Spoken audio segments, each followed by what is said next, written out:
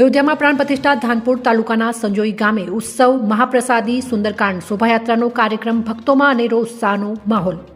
તારીખ 22 જાન્યુઆરીના શુભ દિવસે અયોધ્યામાં કેટલાય વર્ષોના સંઘર્ષ બાદ રામ મંદિરમાં પ્રભુ શ્રી રામની મૂર્તિનો પ્રાણ પ્રતિષ્ઠા મહોત્સવ દેશના વડાપ્રધાન નરેન્દ્રભાઈ મોદી અને સંતો મહંતોની ઉપસ્થિતિમાં થવા જઈ રહ્યો હતો।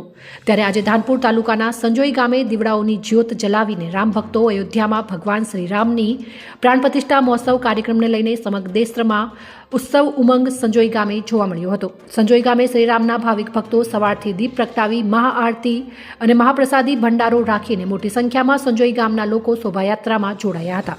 શોભાયાત્રાનો માહોલ હોળીના તહેવારની જેમ રંગે રંગોળી ભાવિક ભક્તો રંગે રંગાયા હતા। સંજોઈ ગામમાં મોટી સંખ્યામાં નાના બાળકોથી લઈને ભાઈ બહેનો શ્રીરામના નારાના ધૂન અને ભજન ગીતો ઢોલ નગારા ડીજેના તાલે શ્રીરામની ભક્તિમાં લીન થયા હતા અને અનેરો ઉત્સાહ માહોલ જોવા મળ્યો હતો।